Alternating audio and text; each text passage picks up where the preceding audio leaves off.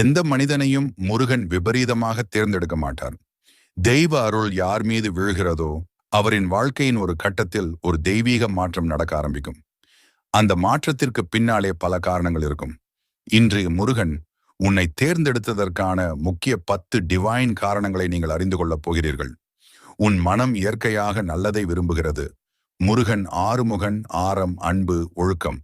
நீ ஒருவர் கஷ்டப்படுவதை பார்த்தால் மனம் வலிக்கிறது என்று நினைக்கிறாய். இதுதான் முருகன் உன் உள்ளத்தில் இருப்பதற்கான அடையாளம். நீ பிறருக்கு உதவ விரும்புகிறாய், சமயம் இல்லாமல் கூட, பிடித்த அளவு கூட உதவ முயல்வாய். அந்த தர்ம மனம் முருகன் அருளின் தன்மை. உன் மனம் தூய்மையாக இருக்கிறது. நீ யாருக்கும் தீமை நினைப்பதில்லை. உள்ளத்தில் தூய்மை உள்ளது. இந்த தூய்மையே முருகன் அருளை இழுக்கும் காந்தம்.